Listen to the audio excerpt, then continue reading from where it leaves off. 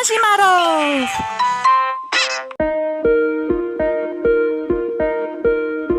Hai guys, Assalamualaikum. Episode kali ini saya akan membahas tentang Dapnia Makna lagi. Dan kebetulan udah lama banget nggak nge-review tentang Dapnia Makna. Ikuti terus di channel Imajinasi Maruf.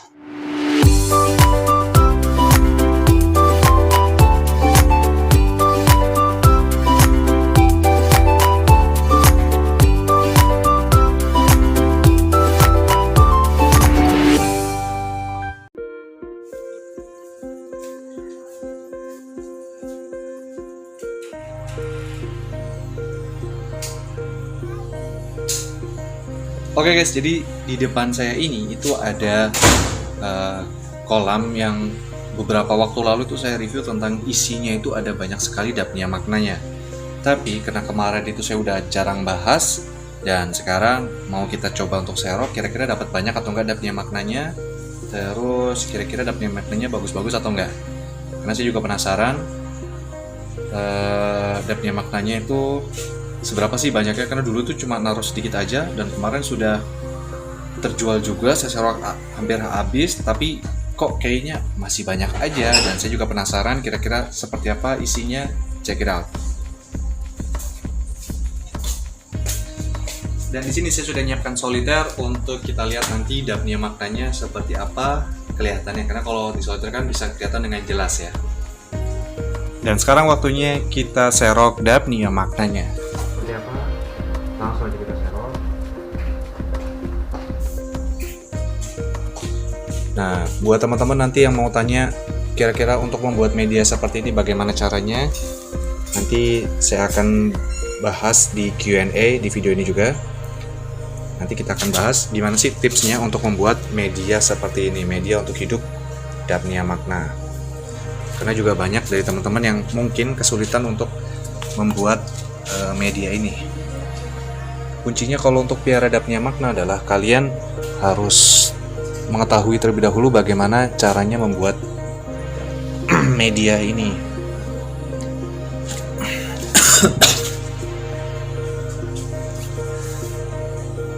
Oke. Kita serok dulu ya. Kita serok dulu.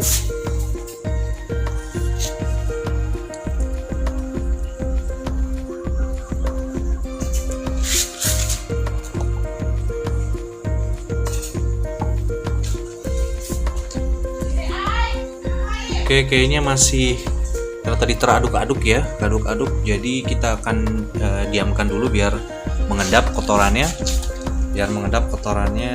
terus bisa kita serok lagi Dapnia maknanya. Nah ini lagi butek banget nih, kalau kalian bisa lihat di sini airnya itu keruh ya, jadi kotoran-kotorannya pada terangkat. Dan ini dia hasil sementara Dapnia makna yang sudah kita serok, kita taruh. Kita coba taruh di sini dan nah seperti ini dia guys penampakan dari kutu air Dapnia maknanya.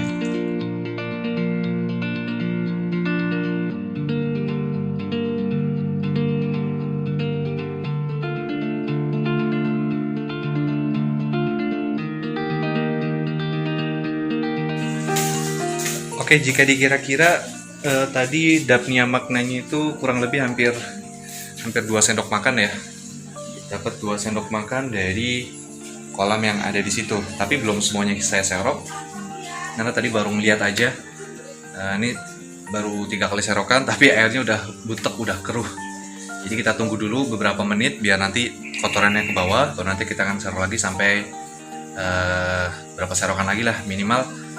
Kita cuma mau lihat untuk kolam seperti ini kapasitas kutu airnya seberapa yang bisa dihasilkan, karena kita juga takutnya nanti berestimasi terlalu tinggi ternyata nggak sesuai sama ekspektasi. Contohnya banyak sih yang orang anggap kalau kultur kutu air itu misalnya naruh 1 sendok itu seminggu kemudian itu jadi 1 gelas ya. Yang jelas sih menurut saya itu nggak mungkin ya, karena pertumbuhan kutu air juga ada kapasitasnya. Yang jelas kalau misalnya 1 sendok, nah mungkin seminggu akan jadi 1 gelas. Yang mungkin adalah seminggu dari modal 1 sendok itu bisa jadi 2 atau 3 sendok makan kutu air full. Nah itu yang menurut saya relevan daripada yang beranggapan kalau 1 sendok itu bisa menjadi 1 gelas. Tapi kalau misalnya medianya banyak, medianya luas gitu kan, terus ditebar dalam jangka waktu yang cukup lama, misalnya sebulan, nah itu bisa jadi kutu airnya itu misalnya modal 1 sendok bisa jadi 1 gelas atau bahkan lebih, karena kan kita nggak bisa, kalau misalnya medianya luas itu kita nggak bisa secara keseluruhan diserokin, dan ada sebagian yang bisa bereproduksi ulang di media tersebut. Oke, kayaknya udah agak turun lagi nih kotorannya. Kita mau serok lagi. Kira-kira masih dapat atau enggak dapnia maknanya.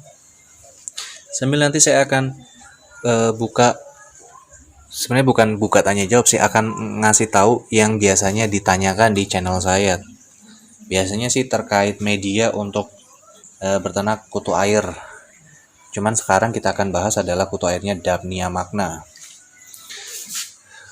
Nah ini dia guys, ternyata serokan yang ketiga berarti ini masih dapat segini. Ini kalau disendokin ini dapat 1 sendok ini.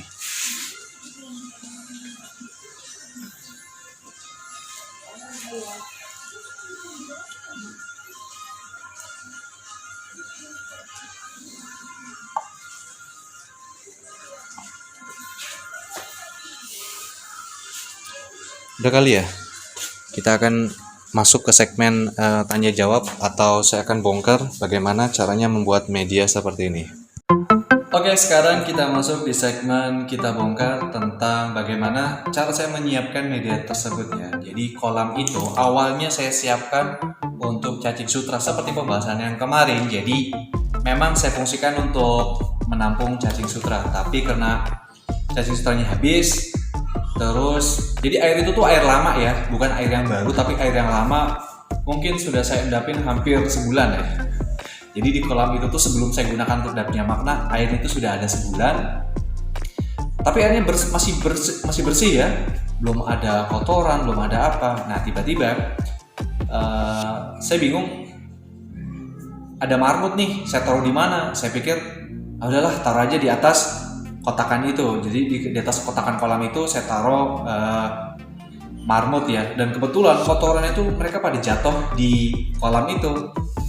Seminggu saya diemin, ternyata jentik nyamuk itu banyak banget yang ada di kolam tersebut. Habis itu saya sorokin, terus mau saya buang nih airnya, tapi nggak jadi.